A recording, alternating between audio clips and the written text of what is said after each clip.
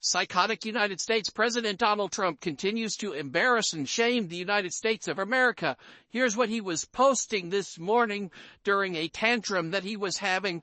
He was posting photos AI generated of Taylor Swift holding fake Trump flags that says, "Trump won, Democrats cheated." Donald Trump has continued to say that the 2024 election is rigged. That's what he's been whining about all day and last night, saying that Vice President Kamala Harris didn't really get 75 million votes. Here, just play this clip. But still, Kamala Harris got 75 million votes in the country. Well, if you believe the whole thing. Yeah, okay. Let's just say it is ridiculous. Then Donald Trump talks about abolishing FEMA. Here's what he posts. He says, FEMA spent tens of millions of dollars in Democrat areas disobeying orders, but left the people of North Carolina high and dry. It is now under review and investigation. The Biden-run FEMA has been a disaster. FEMA should be terminated. It has been slow and totally ineffective. Just to be clear, think about what he's been going after, right? He went after the FBI. He went after the CIA. He went after USAID. He went after the CFPB, the Consumer Financial Protection Bureau, which stops banks from engaging in, these horrible overdraft fees, and it protects consumers from all of these scams and payday loans. Donald Trump goes after FEMA. FEMA helps blue and red states. When Florida is hit with the hurricane, they rely on FEMA. When North Carolina was hit, it relied on FEMA. FEMA did its job well in North Carolina. Donald Trump continued to lie and said that FEMA was not effective, which was utterly and totally false. And now Donald Trump wants to say that there shouldn't be a FEMA at all. You know the level of disaster and death that's going to cause? No wonder also with all the instability that Donald Trump is causing this morning, the NFIB Small Business Uncertainty Index rose by 14 points, we're now learning, over the past month. This is the largest increase in the Small Business Uncertainty Index in the history of the index. What is Donald Trump focusing on? Is it lowering grocery prices? Is it lowering the cost of eggs? Is it making housing more affordable? Is it trying to build alliances abroad to keep America safer and out of wars? Quite the contrary. Here's what Donald Trump was posting this morning, all throughout the morning at 2:43 a.m. 2:43 a.m. Granted, it's West Coast there, so West Coast time when I got it. So 5:43 a.m. East Coast. This is what he's writing. New York is the most corrupt state in the union. That is why so many businesses and people are fleeing. It's not true. We need great judges and politicians to help fix New York and to stop the kind of lawfare that was launched against me from falsely valuing Mar-a-Lago at $18 million when it's worth perhaps 100 times that amount. The corrupt judge was replaced by another judge, only to be immediately put back on the case when Democrat political leaders found out that the change of the judge was made, and has become a great embarrassment for the New York judicial system, to a woman that I had no idea who she was, making a fake ridiculous accusation to a case that was made up by a corrupt and highly conflicted judge in order to criminally attack me for political purposes. Hopefully justice will prevail as these cases make their way through the appellate system. Make New York great again, exclamation point. By the way, as you read this, you can see just the sentences are all just kind of jumbled together here. He goes and starts attacking one judge and then starts defaming E. Jean Carroll, who he was found liable by a jury of sexually assaulting E. Jean Carroll. He then further defames her. Right, in those statements there, he then whines about his criminal conviction. I mean, this is some utterly pathetic stuff right here. And here's the thing, folks. Donald Trump listed the value of Mar-a-Lago at $18 to $26 million. The judge didn't come up with that number. It was Trump's number.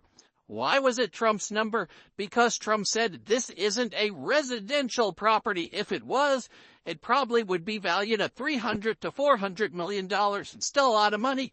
It's not $2 billion or $3 billion. It's a lot of money. Why did Donald Trump call it a club and not a residence? Well, one, Donald Trump wants to grift and take membership fees so he doesn't have to pay like a mortgage and pay itself. Also, if it's a club, it's valued very differently. So if it's not valued as a residence in this area, but as a social club at $18 million, then Donald Trump paid far less property tax. So if the property was, say, $2 to $3 billion, and you figure it's about 1% property tax over the course of 10, 15 years, if that's what you want to pay it. Then pay the money or try to sell it for $2 billion. You didn't pay the property tax. It was a tax avoidance scheme, and you were the one who said the price was less.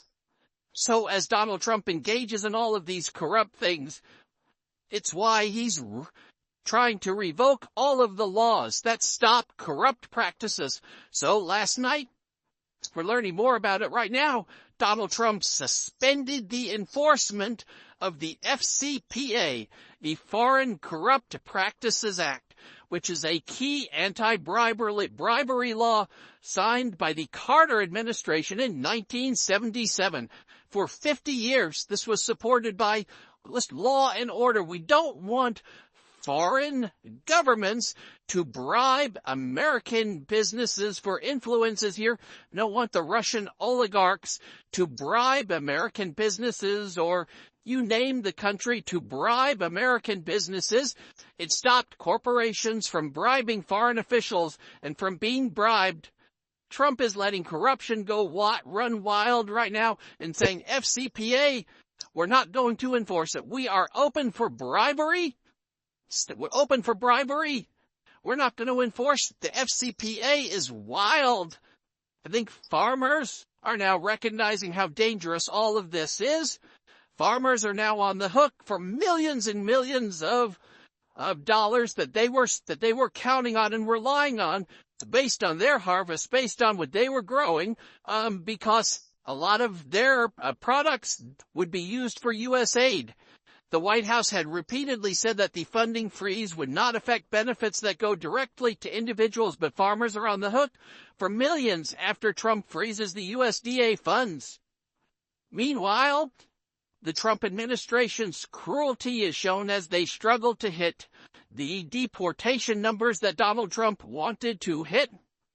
We're now seeing images of these ICE agents raiding taco stands and taco shops, not going after criminals, but trying to make these trying to create these incidents to justify engaging in, even more atrocities. So they show up in plain clothes, no warrant showed, no badge being showed, and they just show up and just start grabbing, almost like kidnapping, just these people who are working in taco stands.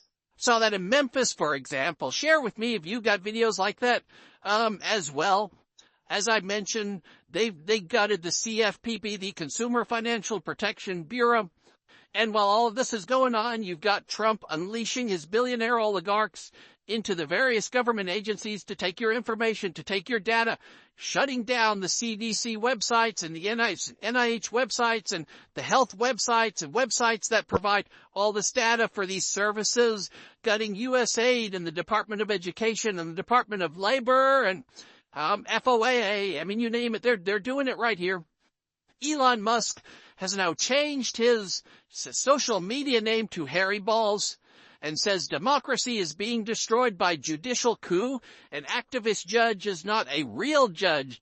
So using the name, the moniker Harry Balls, this is where we are in the United States of America, folks. So if you're watching this abroad, just fight for your democracies, because before you know it, you'll have billionaire oligarchs naming themselves Harry Balls, taking away your Social Security, your Medicare, your health care. So take that advice. Don't take democracy for granted, as many Americans did here. So now Trump and J.D. Vance and all of them are attacking all of our the judges, federal judges, Democrat and Republican judges, by the way. I mean, for example, you had a federal Judge John Bates. Today this happened, February 11, 2025. You see it right here, right? John Bates was appointed by former President George W. Bush. This guy's John Bates. You don't get much more conservative than federal Judge John Bates. Also, in the USAID case, federal Judge Carl Nichols, a Trump-appointed judge.